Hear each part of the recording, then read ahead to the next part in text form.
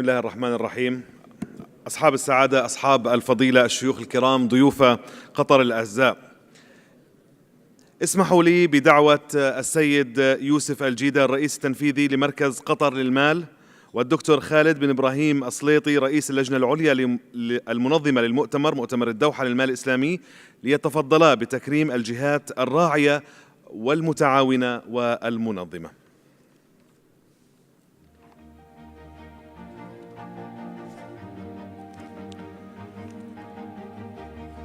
الدكتور هيثم السلامة، المستشار الخاص لسعادة وزير المالية وكبير المستشارين الاقتصاديين في مركز قطر للمال.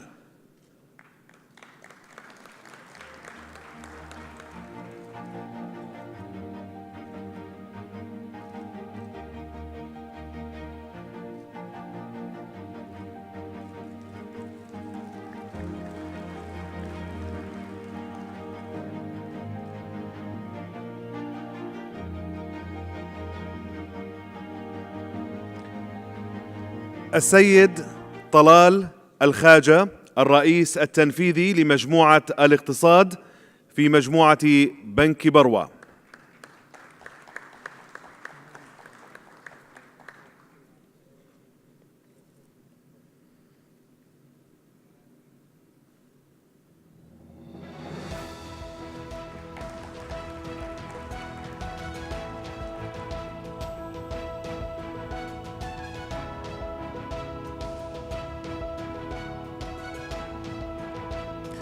الدكتور خالد العبد القادر، عميد كلية الإدارة والاقتصاد بجامعة قطر.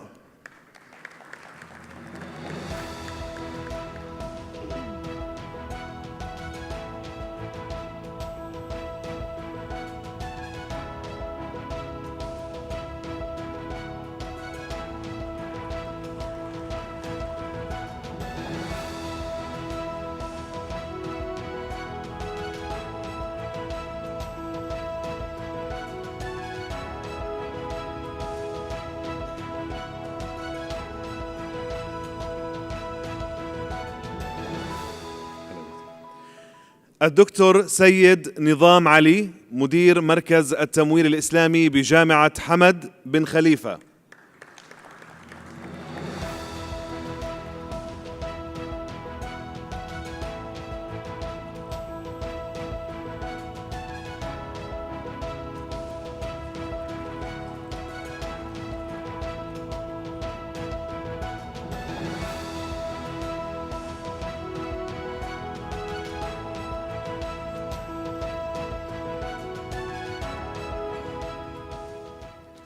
الدكتور أسامة دريعي، الرئيس التنفيذي لشركة بيت المشورة.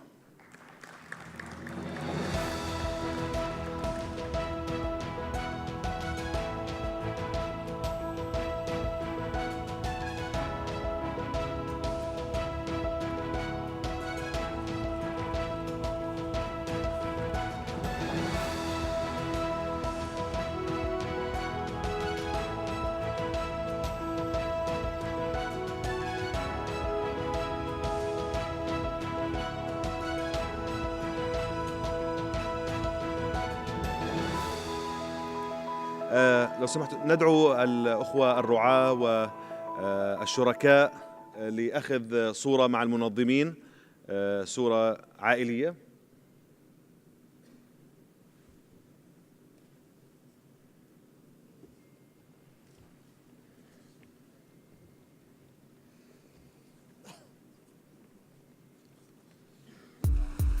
نعم.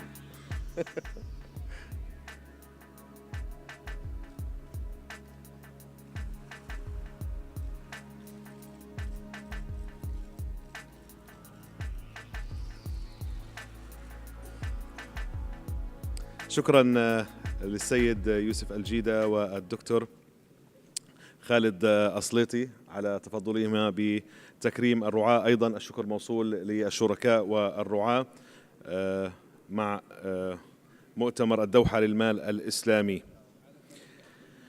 الآن سوف نبدأ أولى الجلسات، وهو مناقشة التقرير الذي عرض له الدكتور هيثم السلامة في بداية هذا المؤتمر التمويل الإسلامي في دولة قطر أو لدولة قطر في العام 2017. أدعو مدير هذه الجلسة السيد أحمد حافظ مدير وكالة تومسون رويترز في قطر ليقدم المشاركين في هذه الجلسة.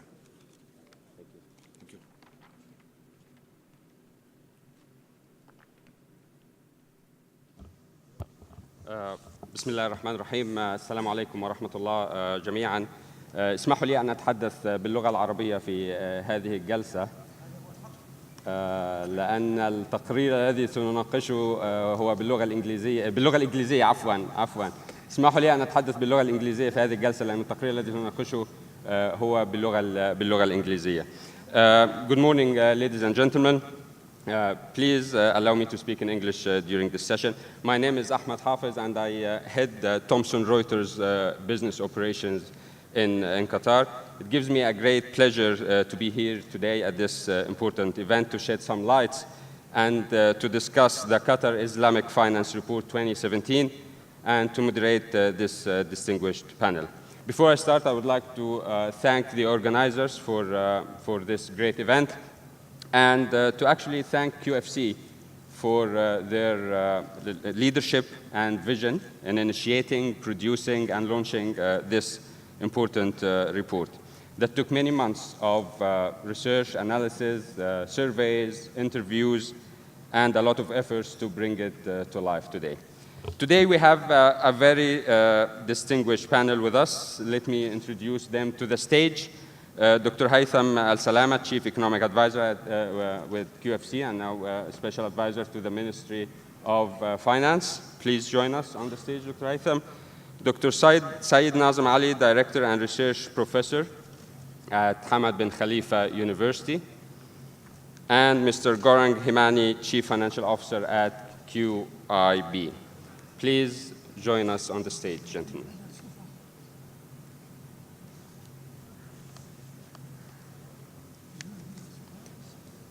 Thank you. As we strive at Thomson Reuters to provide professionals with intelligence, technology, and human expertise to find trusted answers, it's essential to have the accurate data, insights, and trusted information in order to build the knowledge needed to make the right decisions, hence the importance of this report that we are discussing today. The Qatar Islamic Finance Report is the first of its kind in Qatar, and is a collaboration between the Qatar Financial Center and Thomson Reuters. It's the 11th in a series of Islamic finance country reports published by Thomson Reuters aimed at supporting the development of the global Islamic finance industry through the provision of information and insights, and we are very proud of this collaboration with QFC. Without further introductions, let me welcome the panel again and go straight to Dr. Haytham. Dr. Haytham, you've been on top of this project from day one, and it is the very first extensive and comprehensive report in Qatar on this topic. What was the vision behind it, and what did QFC see in Islamic finance to initiate this project, and what are the opportunities and challenges in your views?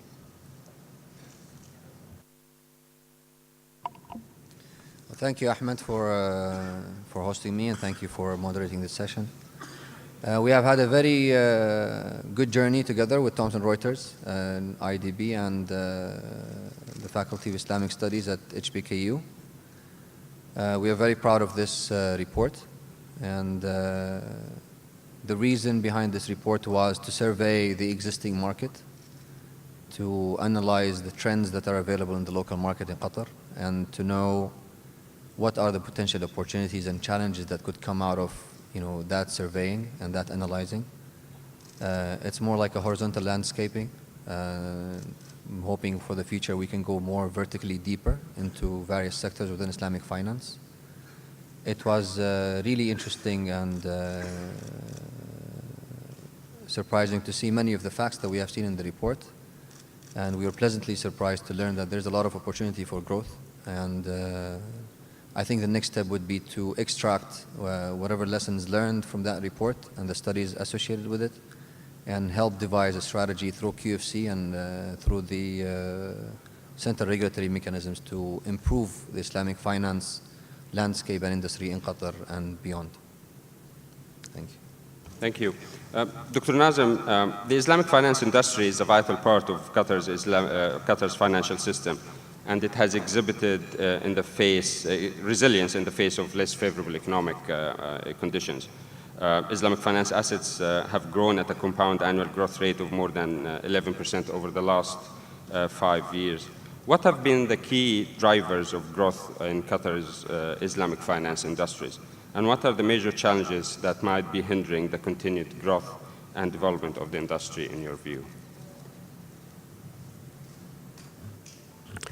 First of all, I would like to thank the organizers for inviting me to this panel, and Your Excellencies and ladies and gentlemen, distinguished guests, Assalamu alaikum wa rahmatullahi wa barakatuhu.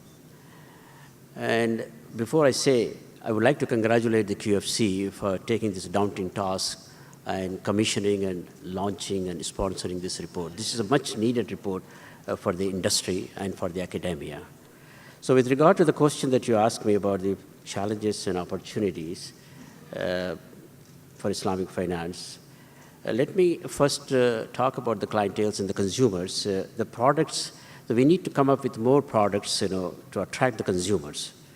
And for example, if you look at the SME market, needs innovative financing options and products, and that's something that we need to work on that. And also there's currently an over reliance on murabaha, which may not be sufficient for all needs. So therefore, I think for the retail sectors, consumers can be attracted, offering them better returns on their profit sharing, mudaraba savings and investment accounts. So that's, and then the other thing will be the consumer awareness. There's a misconception, there's the perception issues, and the education should be the top priority for educating the consumers. So in this respect, of course, we at the Hamad bin Khalifa University, we are doing a number of activities, and including His Excellency the Minister has mentioned about that. We also offer a master's program in Islamic finance, and I request if somebody has not stopped at our booth to go and get the brochures of the master's program we offer in Islamic finance here at Hamad bin Khalifa University. So, there are a number of efforts that we have done in terms of educating the people and removing the misconception and answering the questions which commonly have been raised about what Islamic finance is about, how the products differ from the conventional finance.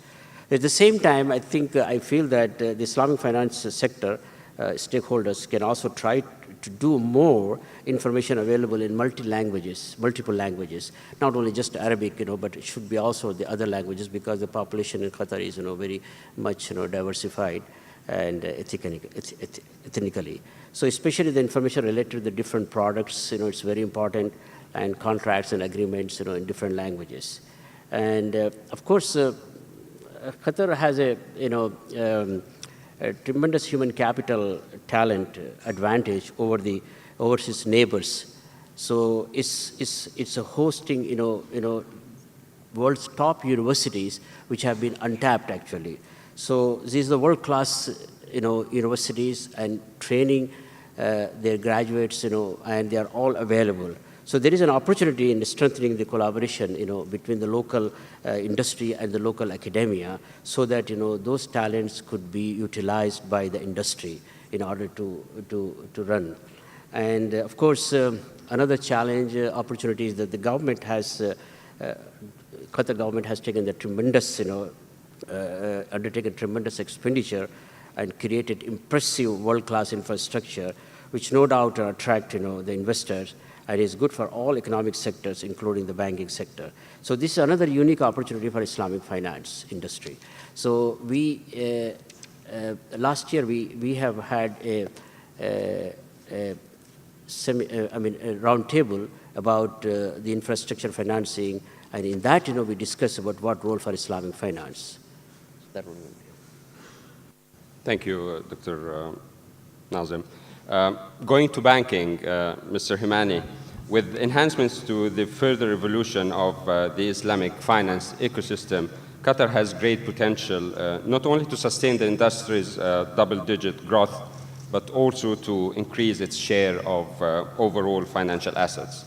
How can Qatar seize this opportunity from an investment and banking point of view? Again, thank you again, everybody, for being here and being, especially Qatar QFC, for organizing this. As regards to say, as QIB, we have been the largest Islamic bank. We are the oldest Islamic bank established in Qatar for almost 35 years. We have been growing very consistently over the period of time. I think, and that goes to show the fact that how what our growth represents the growth of Islamic finance, if I can rightly say. 5 years ago, we used to be roughly around the 4th largest bank in Qatar. Now we have become the 2nd largest bank in Qatar after Qatar National Bank. So we are not only the biggest Islamic bank, but we've become the 2nd largest bank in Qatar. This growth that we have achieved, I think if you look at the overall industry numbers, I think as of now, on the personal finance side, Islamic finance accounts for almost 42% market share of the total personal finance. On the overall private sector-wise, we have 32% market share of Islamic finance compared to the conventional finance. It's only in the public sector where there are more strategic projects and government projects where especially QNB, being the largest bank, has a larger share. The role of Islamic finance has been not as large. Still, it's about 17% market share for Islamic banks as a part of the overall public sector financing. So if you look at it, I would say the banking sector has been one of the largest growth provider for the Islamic finance industry, given the fact that banking is very close to all the individuals' day-to-day banking requirements, whether it be investing their money or trying to finance their lifestyle or their projects, etc. I think what has happened over the last few years in the terms of Islamic banking finance is that we have seen standardization of Islamic finance products, which has made it far more easily understandable and acceptable by the individuals, and thanks to all the hard work put in by our Sharia committee, who really have tried to also take a great part in educating not only the banks as such to say how to come up with new products which will not only be compliant with the Sharia compliant rules, but at the same point of time, we will be able to offer products to customers which would be, let's say, almost par or better than what a conventional bank could offer. So that makes it Islamic banking not only attractive both from the ease of doing the business, but also from the fact of the matter is that it makes it acceptability much more. I think the growth has happened in all the different types of products that we see. Thankfully, I would say that the banking system in general in Qatar is still far more simplistic.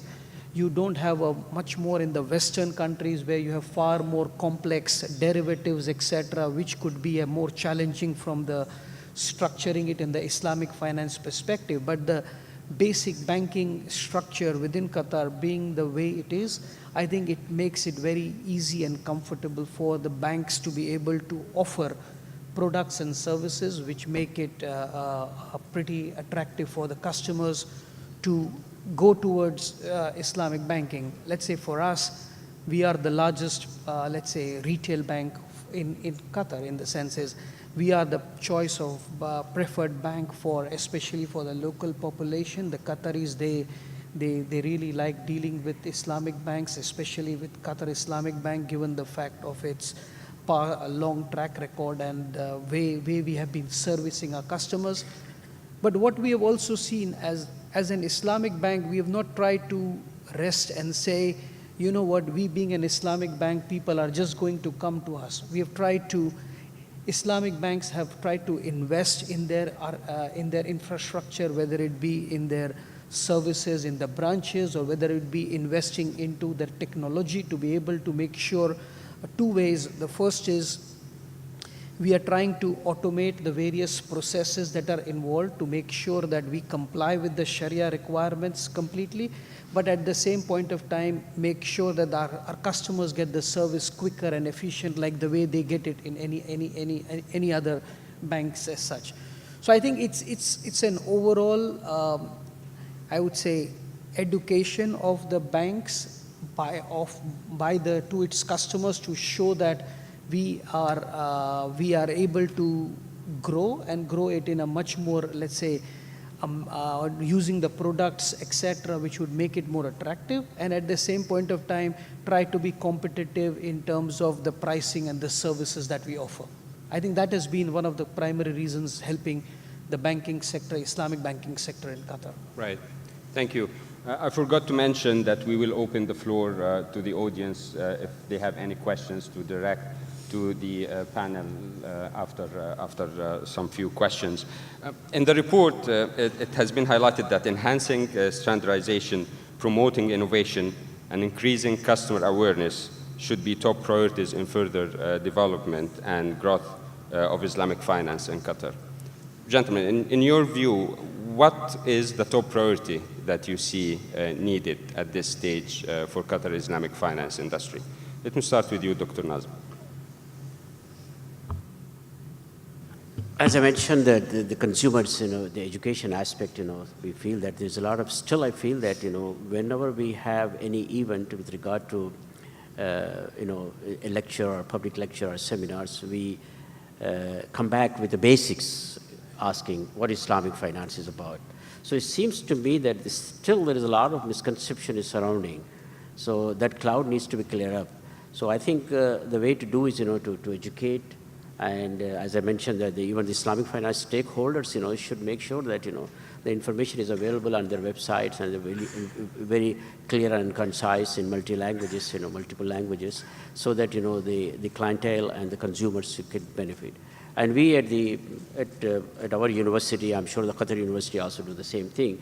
We have been doing quite a number of, seminars and workshops and public lectures to educate, to address some of these issues confronting the industry. Particularly what we try to do is, we try to bring the practice, and the industry closer to the academia. So that's what our role is right now, to bridging the gap and building the bridges.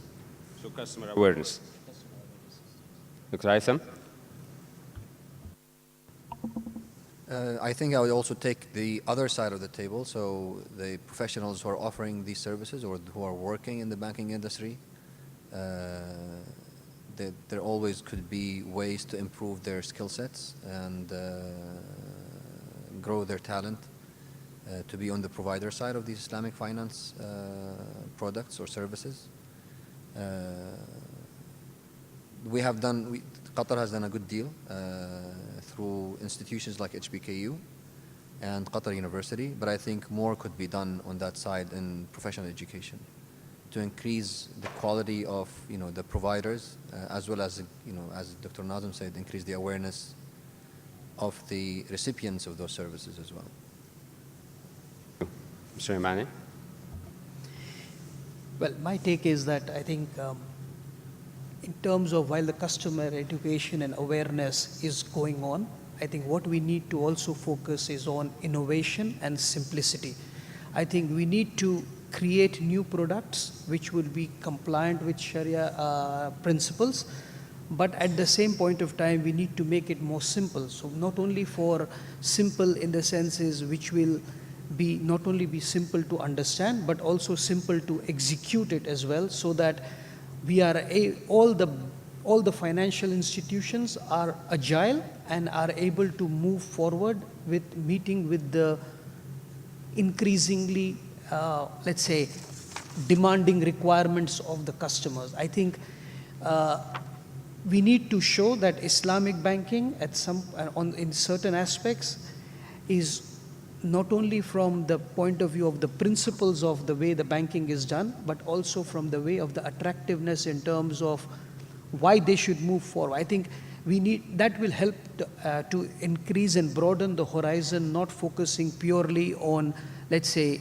the Muslim population, but also expanding it to attractiveness to all sectors of customers that we can try to move towards to. So I think while customer education is there, I believe innovation and simplicity is equally important in the field of Islamic finance. It's a very interesting point that you mentioned on simplicity. How can this be achieved? Because to a large, portion of this, Islamic finance segment, it's not easy.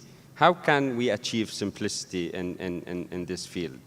From an educational point of view, from a practitioner point of view. So how can this be achieved? Dr. Nazim? We're talking about the awareness, but also in terms of making it simple to build customer awareness also. Because to a big portion or segment of this industry, the field is it's not an easy subject. So some people might not find it easy to deal with and to get through. So how can we achieve simplicity, the simplicity that Mr. Himani mentioned in this field? I think once again, the consumer education, as mentioned about that, the education should be the top priority. Dr. Haitham also mentioned about the products and the technical aspect, but I think the simplicities again, I think can be achieved, through education and educating the consumers. And I think at the end of the day, they are looking for products which are very user-friendly and using, the technology, and use of technology is also, I think, is very important. And so the Islamic banks has to come out, and compete with the other social finance sector as well as the conventional finance sector. So I think the products, need to be, to make it more, sellable and easier, for the clients to understand and to acquire them. This is what I think. Yeah.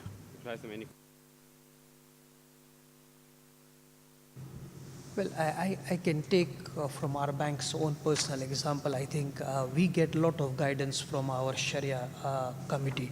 They keep telling us about various positives of moving towards a certain structure, how to make it more simple, etc. I think we see a lot more support coming from Sharia scholars who not only they get their ideas not only from within Qatar, but when they meet with all the various scholars across the world during the international conferences or due to their regular interactions, we see that they are bringing in a lot of these new ideas and innovations into Qatar. So we personally have a lot to thank to our Sharia committee, who really has been guiding us quite well. What we have been doing simultaneously from the bank's point of view is, as we said, we try to introduce more automation, trying to invest in technology so that certain processes which used to take more time or used to take a lot more time to, let's say, do the process, etc., we're trying to simplify on those kind of it. We are trying to understand what kind of structures make it more suitable both from the bank's point of view as well as from the customer's point of view. It is not just looking at whether it is beneficial for the customer or only for the bank. To give an example, there are certain products that could make more sense from the bank's perspective, but the client may not like it because it could be the structure is not something which they are comfortable with or they understand with.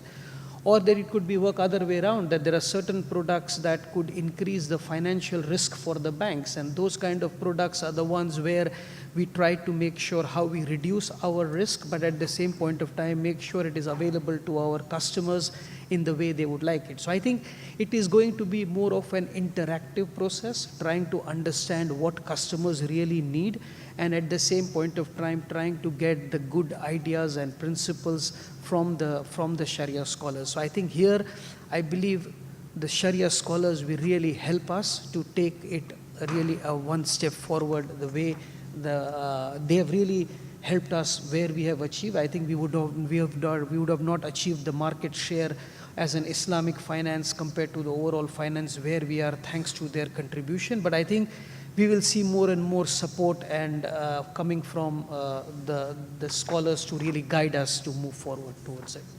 Thank you. I just shared with the panel one of the key output of the Qatar Islamic Finance Report 2017, which is a strategic roadmap for Islamic finance in Qatar, which you will find more details about it in the report itself. And it's talking about 9 key strategies recommended for Qatar to achieve its potential to become a leading global Islamic finance hub. From your point of view, which is the top priority or the most important key strategy that needs to be dealt with?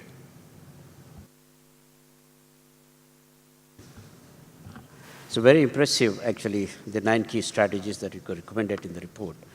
And of course, started out with the improving Sharia governance. Of course, this is a very important one.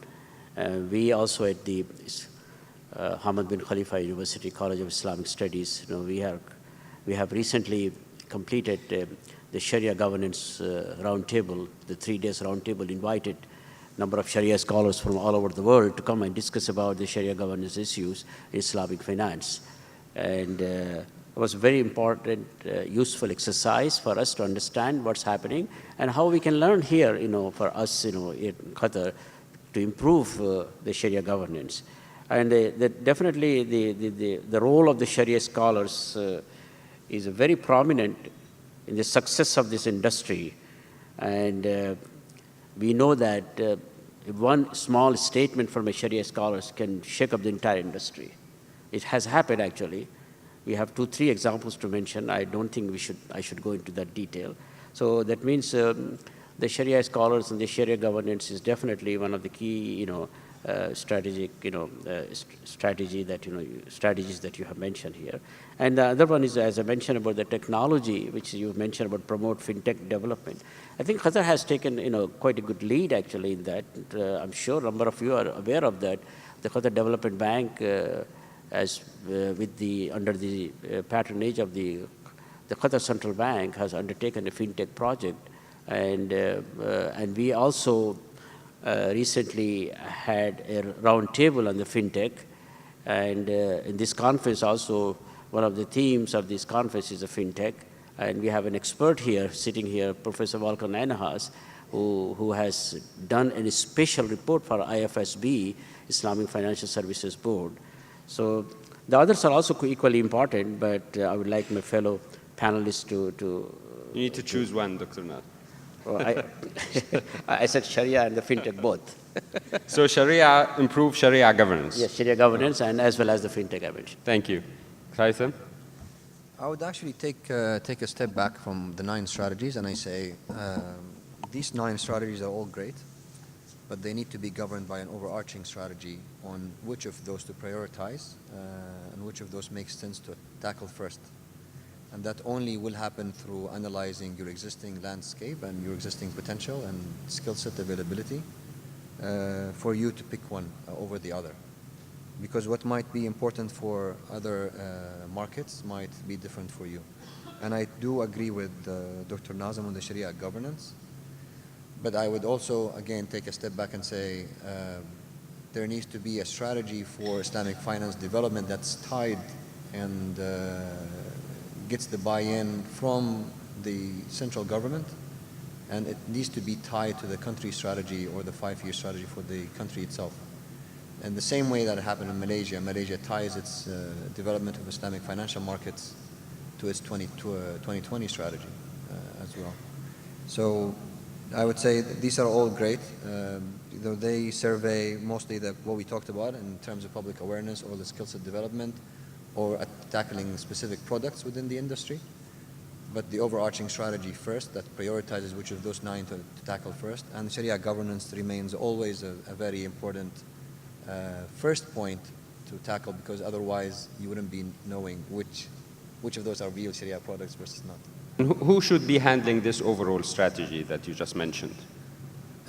I don't think it should be a one person or a one entity. This is a collaborative effort. QFC has done a good deal of work so far, The standardization of regulation needs to happen. There needs to be harmonization among the different regulators. It needs to be backed by the higher authorities of the state of Qatar, and it's not a one entity does it all.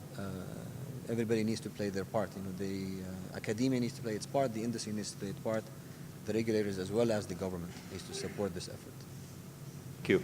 Sir Mani, from a business point of view, what's your top priority? Well, when you look at all these 8 or 9 initiatives which are there, as you said, they're all equally important. But the good part of it is that I think the leaders who can really champion each of these initiatives are also a little bit different as well. Some of them need to be taken by the banking sector, some of them need to be taken by the regulators, some of them need to be taken by the takaful industry, some of them need to be taken by the scholars, some of them need to be taken by the people who are leading the education field, etc. So my take on it is that I think everybody would need to contribute on their relative areas of expertise. I think focusing on one, we will not be able to achieve the overall objective. I think everybody will have to take a role, in some cases a leading role, and in many cases a supporting role. We as bankers, I think we will be as a kind of leaders in terms of reforming the liquidity management, in terms of the Basel III guidance, in terms of promoting fintech, etc. But here we would need support from the Sharia scholars on the governance side. We would need the support from the education industry on the terms of awareness, etc. So I think it is a common challenge for everybody. Each will be leaders in certain areas, but we will all have to, let's say, contribute and work towards each other in order to ensure that we are all going towards the same objective. As regards, as he said, will it help if there is an overall guidance coming in? Yes, it will, but in certain cases that it is so diverse that it will be very difficult to put everything under one umbrella and trying to say, you know what, everything goes through that. I think that it has an advantage that there will be a common direction, a common goal, but if that umbrella will need to be very strong, and we'll have enough resources to be able to meet all the diverse requirements as well. I think we all ideally would like that to have it, but till that happens, I think everybody needs to work on the relative areas of expertise and contribute towards it. I think it's very difficult to prioritize, and I think the person who prioritizes as a banker, as a financial institution, my focus will directly go towards areas that directly impact me or benefit me or where I can contribute. I think that's what everybody would have to look into it and work towards enhancing the overall. Thank you. My final question, considering the challenges around us, how can Qatar position itself as a global hub for Islamic finance and investment, and what role can QFC play in this respect? And gentlemen, if there is any future initiatives or plans that you want to share with the audience today, so if you can highlight that. I think I've already spoke about what I think is the next steps, the standardization and harmonization of the efforts between the different regulatory institutions. And for QFC, the goal is always to contribute more toward these efforts on the strategy side as well as on the product side. We aim to increase the number of financial institutions that are in QFC. QFC currently is home to the biggest Islamic investment bank in Qatar, Qatar First Bank. It also houses Q Invest, which is quite a significant institution as well. We have a lot of products that cater to the Islamic finance industry, and it's worth mentioning the SPV. And QFC can be a domicile for these SPV vehicles for different needs and purposes for individuals and institutions. And the general contribution to the efforts, I would say, on the regulatory reform side will always be there as well from QFC side. Yeah, I think there is definitely a need to create a forum here for the international regulators to come to Qatar and to have a discussion about the financial regulations such as Basel, IFSB, IOFI, and etc. We have seen that in Qatar we have a Qatar Law Forum, which has been going on successfully, and they discuss about the general, general issues, but they don't cover exactly the financial regulatory issues and policy issues and etc. So I think there is definitely a need to create an international regulators forum here in Doha. That's one thing. The other thing is the QFC is to be commended actually for their efforts. They have done outstanding job so far, reaching out to reach out activities, such as they have been working with us at Hamad bin Khalifa University in supporting our forums and roundtables, and also they are planning to support Islamic finance and activity in London at the prestigious School of Oriental and African Studies of the University of London. So these are all, I think, such initiatives are important to strengthen and enhance, Qatar's position and image as a strong supporter of Islamic finance industry. And there's definitely one thing that QFC can play a strategic role in attracting the ethical and socially responsible investments activity, which is increasingly becoming an important sector in the international financial market. So this would differentiate the QFC from other hubs in the region. It will also have a positive impact on the perception of the Islamic financial industry here. In a sense, the QFC could situate itself as a social and ethical investment hub in the Middle East. There's one more area that QFC can also, this is the last point, by the way, so they can initiate is collaboration between the Islamic banks and the Islamic social finance sector, or social finance sectors, especially the Waqf, is really important. In that, an Islamic finance expertise can be utilized to manage the tremendous amount of money, the assets, I should say. This would result in a needed, knowledge transfer to manage those properties in a professional manner so that, they will generate the sustainable returns. So. Thank you. Last but not least, Mr. Himani. I think the effort on how we can grow Islamic finance will have to play not only by QFC, but being a banker, I would also like to bring in the good work that is being done by the Qatar Central Bank. I think if you look at it, Islamic finance, when it goes to touching the normal retail population, it is where which is the Islamic commercial banks, which are more directly in touch with the customers and trying to get in touch. I think there we have seen a lot more efforts being done. We have a central Sharia committee that has been formed. Sheikh Walid has been, he's kind of leading the committee and guiding us, not only through us, but through the central committee, but also through the banks as well. Where what we have been trying to do, as we said, is that we're trying to make sure that both Qatar Central, under the guidance of Qatar Central Bank as well as through QFC, I think we see both the areas working together to make sure that we are getting an overall comprehensive, let's say, Islamic finance support that various financial institutions require, not only to ensure that we are aligned in terms of the principles, but aligned in terms of the strategy as well, so that we are able to reach out to the customers, whether it be in the retail sector or whether it be in the corporate sector through commercial banks, or more going towards the investment side of it, where the QFC plays a much more leading role in terms of it. So I think all three aspects of it require to be put equal attention. I would say investments, corporate finance, as well as retail finance. And I think that is where both QCB and QFC are, I think, really have been very helpful and guiding to all the financial institutions. We are lucky because we deal with QFC through our subsidiary Q Invest, while we deal directly with QCB as an Islamic bank there. So we see that a lot of harmonization is there, a lot of common ideas and thought processes are there that is helping in development of the overall Islamic finance. Thank you. I was told by organizers that we ran out of time, so thank you very much, gentlemen, for your valuable input and insights. It has been a pleasure moderating this session. Wish you all the best in 2018. Thank you to the respectful audience for a full house, and I hope you enjoy the rest of this important conference. And please do not forget to take a copy of and have a copy of this report.